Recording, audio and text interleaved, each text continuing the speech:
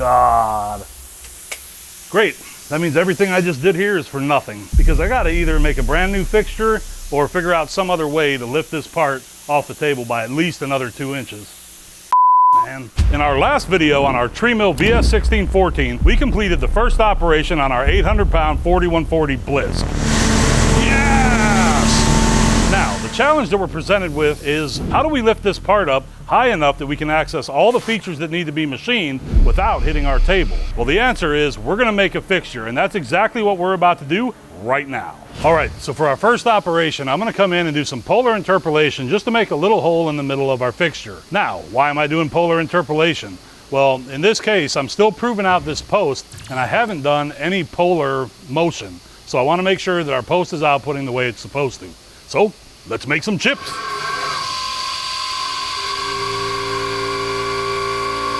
Yes! Spinning toolpath of destruction.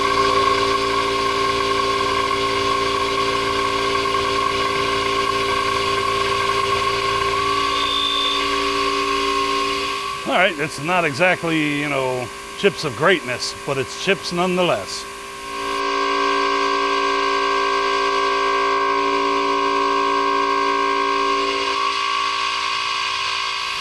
Now, it may not look like it was going that fast, but something to keep in mind is that at the outside diameter of that table, we're really cruising. So surface footage is a thing. All right, now we're gonna cut off the outside of our fixture. I need 2 little bosses that are going to locate on the center of our Blisk for our third operation. So this isn't something that we're going to need for our second op, but I figure I might as well get everything on the fixture done now while I'm cutting the fixture.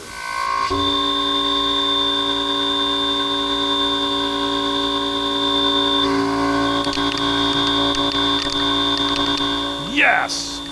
Now we're making some decent chips.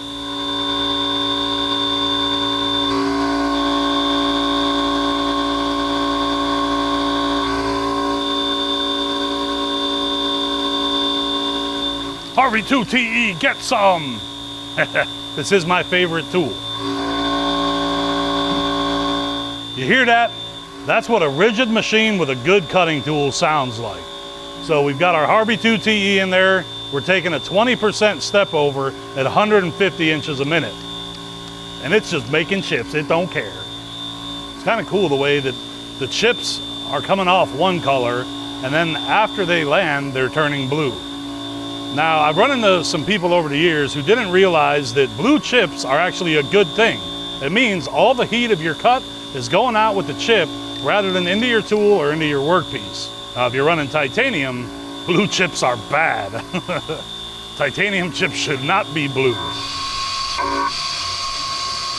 All right, now that we've roughed all that material away, we're gonna come in and do a finish pass, kind of the same way that we did the first op of the part, where we're taking a light step over with our end mill to make sure that this surface ends up being perfectly flat. I know it's not as exciting, but it's necessary to making a good piece of work holding. Yes, accuracy! Titan, I really like this machine. You did a fine job bringing this in here. And I really like you. All right, and I really like you. Let's hug. Whoa. Oh, never mind. Let's jump. I'm excited for this whole thing to come together right here on the second op. It's going to be pretty sweet. You might not be able to tell by looking at it, but that's a 3/4 end mill and an HSK 100 shrink fit holder. All right, next tool we're going to bring in is the 1/2-inch Go Mill Pro. Now, the reason I'm switching to that tool to finish these 2 towers is because that tool has square corners on it, and I want to make sure we don't have a fillet down at the bottom of these towers. You come over here to see what real machining looks like? Yeah, I'd like to see. I know you ain't seen it before a day in your career. I come over here to admire, not inspire. Oh, all right, well, good. Then I didn't mean to belittle you like that. Was that a short joke? No. Yeah? It was a low intelligence joke. Wow. Your test scores are what was short, and that's the joke. Oh my God.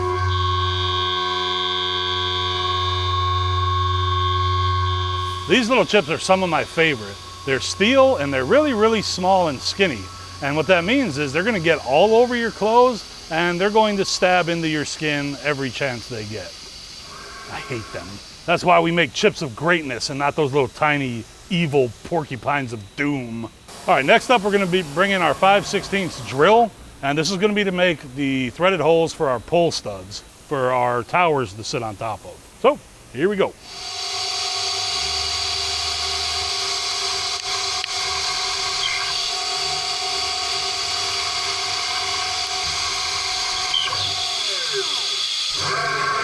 All right, now we're gonna bring our 3/4 tool in and we're gonna cut the counter bores for our pull stud holes.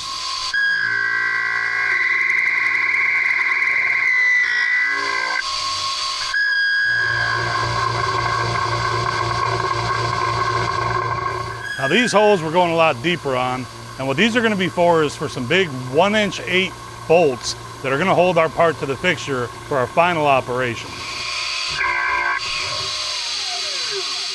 Now, just like we did with our towers, we're gonna come back in with our 1/2" Go Mill Pro with square corners to finish the counterboard holes and get rid of that radius that's down in the bottom.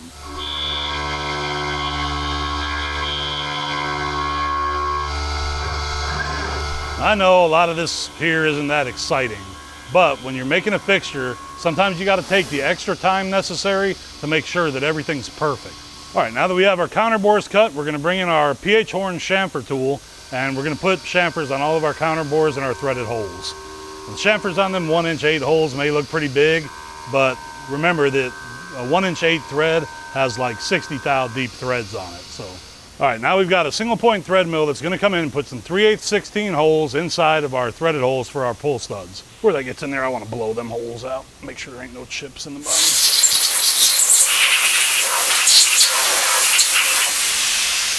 Beautimous. Why is your air gun over there? Well, because Travis hasn't run me an air line to this machine yet. Way to go, Travis. You know, funny story. Back in the beginning of my career, 35 years ago, I didn't know that there was a difference between the size holes you have to drill for cut taps and for form taps. And so, suffice it to say, I broke a lot of taps back then. I kept them EDM boys busy and very annoyed. Good times. Is that here? No, that was at a company in Houston that I shall not name. Why are you bringing up old stuff, Ben? Just name it and I'll put a sound effect over it. That was out of Houston, Texas. All right, last but not least, we have a bigger thread mill coming in to do our 1'8" threads in the 6 holes in the center of our part.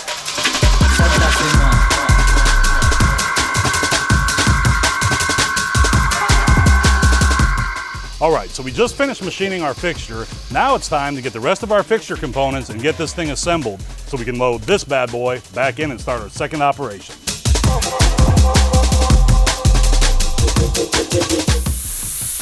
All right, so we're all locked down, ready to get our part loaded up. Let's do this. I could lift it up on its side, but the odds are it's gonna wanna flop all the way over. Yeah. There's no through holes? Nope. Because I had it bolted straight to the table. We're already gonna get roasted in the comments. Good point. I'll just flop it over onto a pallet. Now, the most dangerous part of this process is installing the pull studs underneath this part while it's just being held by a magnet. So, this looks like a good job for the new guy. Let's go, Ultraman! But you know, that shows me that you know what you're doing. You knew that there was a difference between the 3 pins. Yeah.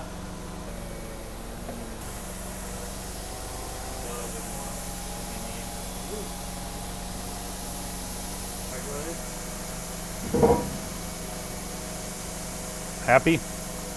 Now it's time for metal destruction. And now let's forget to tighten the towers so that when I flip it 90, it just falls off and ends up in my conveyor.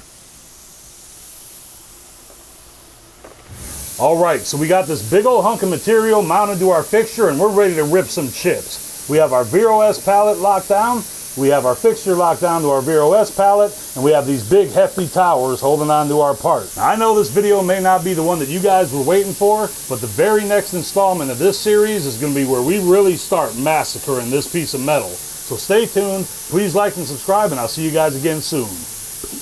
A few moments later. Why does this always happen to me? I know why. It's because I'm an idiot, and I like taking shortcuts, because I'm lazy. But I just realized that I've ordered a bunch of new tool holders in that are bigger than the ones that I had originally planned on using. And basically, I think my part needs to be up off that table by at least 10 inches. And I'm at 8. Beautiful. So that means everything I've done today has been a complete waste of my time and your time, because I gotta either make a brand new fixture or figure out some other way to lift this part off the table by at least another 2 inches. Man. Thank you, I'm a moron. If you're in the market for a high quality machine just like this one, you can contact Keith at titansofcnc.com. He can answer all of your questions. And if you're looking to learn CAD, CAM, or CNC, while you're on our website, visit our academy. We have over 700,000 students currently enrolled, and it's 100% free. Hey, if you haven't already, make sure you check out our app, MFG Connect. It's on Apple and Android. It's pretty sweet. You can upload your projects, show off cool toolpaths, and connect with other machinists like me and Barry. You can show off your work, upload your projects. I hope to see you there.